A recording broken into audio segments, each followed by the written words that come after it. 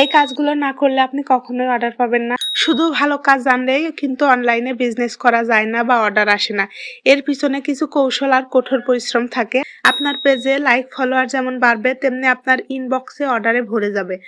আজকে আমি আপনাদের সামনে একদম মন থেকে কিছু সত্য কথা শেয়ার করব, যেগুলো সাধারণত কোনো বিজনেসম্যান বা কোনো মেন্টর আপনাদের ফ্রিতে বলবে না। শুরুর দিকে আমার কোনো অর্ডারই ছিল না। আমি ভাবতাম কবে একটা অর্ডার আসবে, আর এখন এত পরিমাণ অর্ডার আসছে যে আমি প্রতিদিন অর্ডার ক্যান্সেল করছি। আসসালামু আলাইকুম। আমার প্রায় প্রতিটা ভিডিওর নিচে এই কমেন্টটা থাকবে, আপু কিভাবে অর্ডার পাবো? আমি অনেক সুন্দর কাজ পারি কিন্তু কোনো অর্ডার আসে না। কি কি করলে অর্ডার আসবে প্লিজ শেয়ার করুন। আজকে আমি আপনাদের সামনে একদম মন থেকে কিছু সত্য কথা শেয়ার করব, যেগুলো সাধারণত কোনো বিজনেসম্যান বা কোনো মেন্টর আপনাদের ফ্রিতে বলবে না। শুধু ভালো কাজ জানলেই কিন্তু অনলাইনে বিজনেস করা যায় না বা অর্ডার আসে না। এর পিছনে কিছু কৌশল আর কঠোর পরিশ্রম থাকে। আজকে আমি আমার নিজের অভিজ্ঞতা থেকে এমন 15টি পয়েন্ট নিয়ে কথা বলবো, যেগুলো মেনে চললে ইনশাল্লাহ আপনার পেজে অর্ডার আসা শুরু করবে। আর এই 15টা পয়েন্টের মধ্যে সবচেয়ে গুরুত্বপূর্ণ পয়েন্টটা কোনটা সেটা আমি ভিডিওর একদম শেষে শেয়ার করব। তাই একটা পয়েন্টও মিস না করে পুরো ভিডিওটা শেষ পর্যন্ত দেখুন।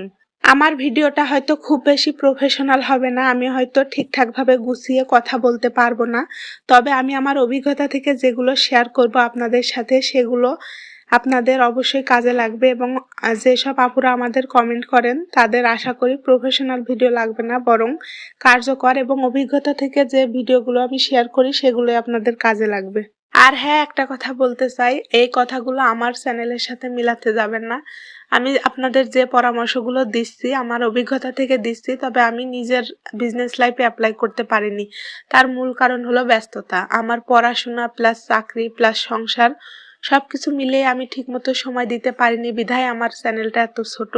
তো তাই আশা করি কেউ বলবেন না যে আপনি এত কিছু জানেন তাহলে আপনার পেজটা এত ছোট কেন। যারা আমার নিয়মিত দর্শক আছেন তারা জানেন আমার ভিডিও দিলেই কিন্তু অনেক বেশি ভিউ হয়, তবে আমি ভিডিও ঠিকমতো দিতে পারি না, অনেকদিন পর পর ভিডিও দিই। এই কারণেই মূলত আমার চ্যানেলটা এত ছোট। অর্ডার পাওয়ার জন্য 15টি পয়েন্ট নিয়ে আমি কথা বলবো। প্রথম পয়েন্ট হলো ছবি। অনলাইনে মানুষ কাপড় বা হাতের কাজ ছুঁয়ে দেখতে পারে না, তারা চোখ দিয়ে দেখে। আপনার কাজ যতই সুন্দর হোক, ছবি যদি অন্ধকার বা ঝাপসা হয় তবে কেউ অর্ডার করবে না। দামি ফোন লাগবে না, দিনের আলোতে জানালার পাশে বা বারান্দায় গিয়ে আপনার প্রোডাক্টের সুন্দর এবং স্পষ্ট ছবি তুলুন, আসল রঙের ছবি তুলুন। চেষ্টা করবেন সবসময় আসল ছবি দেওয়ার, তাহলে সাধারণ মানুষের বিশ্বস্ততা বাড়বে।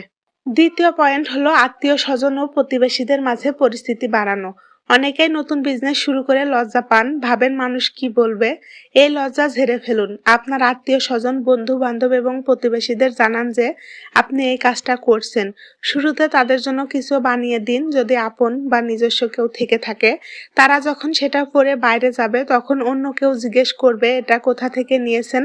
তখন কিন্তু আপনা আপনি আপনার কাস্টমার তৈরি হয়ে যাবে, কারণ ভালো কাজ দেখলে সবাই নিতে চায়। 3 নাম্বার পয়েন্ট, কাজের খুঁটিনাটি বা মেকিং প্রসেস দেখানো। শুধু তৈরি করা জামার ছবি না দিয়ে আপনি কিভাবে ড্রয়িং করছেন, কিভাবে সুই সুতা দিয়ে সেলাই করছেন, এই মেকিং প্রসেস বা কাজের পিছনের গল্পটা মানুষকে দেখান।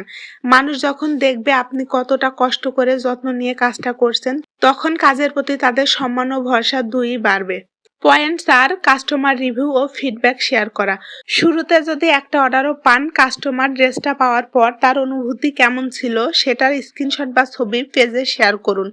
নতুন কাস্টমার যখন দেখে অন্য কেউ আপনার থেকে কিনে খুশি হয়েছে, তখন তাদের মনে বিশ্বাস তৈরি হয়, বিশ্বাস থেকেই কিন্তু অর্ডার আসে। পয়েন্ট 5, সোশ্যাল মিডিয়া নিয়মিত অ্যাক্টিভ থাকা। অনলাইন বিজনেসে চোখের আড়াল তো মনের আড়াল। আপনি আজকে একটা পোস্ট করে যদি 7 দিন গায়েব থাকেন, তবে ফেসবুক আপনার পেজের রিচ কমিয়ে দেবে। পেজে প্রতিদিন কিছু না কিছু পোস্ট করতেই হবে, সেটা আপনার কোনো কাজের ছবি হোক, ভিডিও হোক বা আপনার কাজের কোনো অভিজ্ঞতা নিয়ে লেখা হোক। পয়েন্ট 6, সঠিক ও আকর্ষণীয় ক্যাপশন লেখা। অনেকে ছবিতে শুধু লিখে দেন অর্ডার করতে ইনবক্স করুন, এটা কখনোই করবেন না। ক্যাপশনে কাপড়ের ধরন যেমন বেক্সিবয়েল বা অরবিট, সাইজ, কাজের বিবরণ এবং কিভাবে অর্ডার করতে হবে তা সুন্দর করে গুছিয়ে লিখুন। যত সহজ করে লিখবেন কাস্টমার তত স্বাচ্ছন্দ্য বোধ করবে। পয়েন্ট 7, মেসেজের দ্রুত উত্তর দেওয়া বা কাস্টমার সার্ভিস। একজন কাস্টমার যখন আপনাকে দাম জিজ্ঞেস করে মেসেজ দেবে, চেষ্টা করবেন যত দ্রুত সম্ভব উত্তর দিতে। আপনি যদি 5 ঘন্টা পর উত্তর দেন ততক্ষণে হয়তো সে অন্য কোনো পেজ থেকে অর্ডার করে ফেলেছে। নম্র ও মিষ্টি ভাষায় কথা বলাটা কাস্টমার ধরে রাখার সবচেয়ে বড় চাবিকাঠি। পয়েন্ট ৮, সঠিক মূল্য নির্ধারণ। শুরুতেই অতিরিক্ত লাভ করতে যাবেন না, আবার নিজের শ্রমের মূল্য একদম কমিয়েও দেবেন না।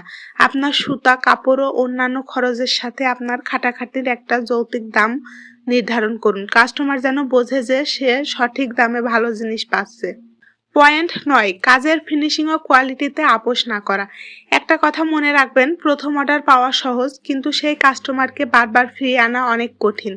জামার ভিতরে সেলাই, সুতা, কাটার মেশিন যেন একদম নিখুঁত হয়। কোয়ালিটি ভালো হলে ওই কাস্টমার নিজেই আরও ১০ জনকে আপনার কথা বলবে।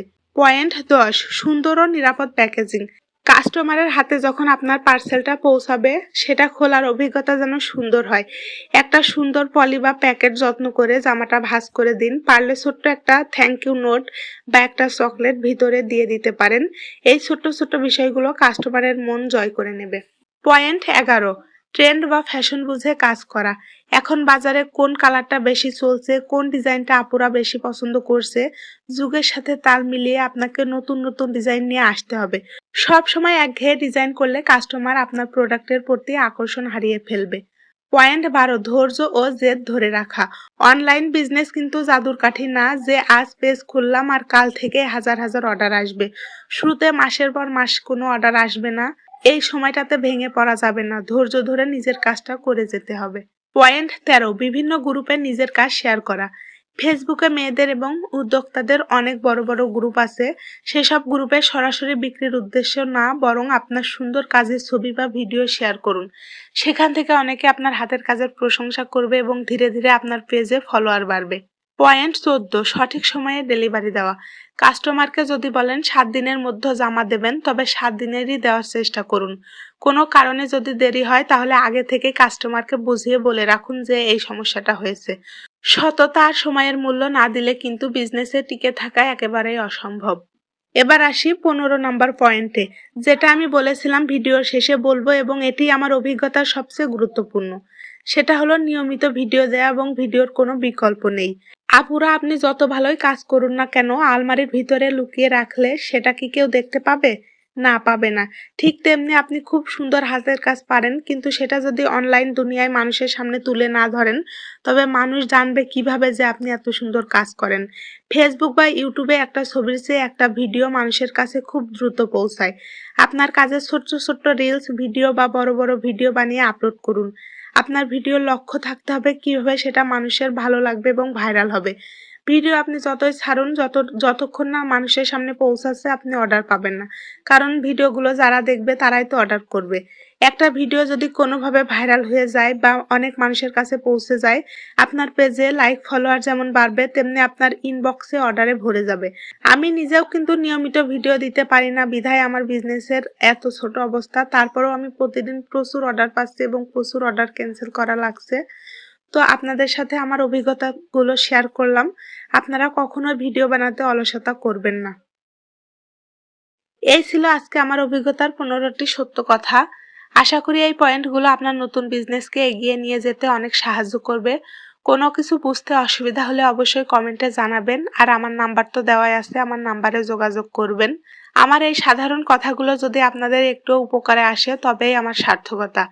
ভিডিওটি ভালো লাগলে অবশ্যই লাইক, কমেন্ট, শেয়ার করতে ভুলবেন না। আর আমার চ্যানেলটি সাবস্ক্রাইব করে পাশেই থাকবেন।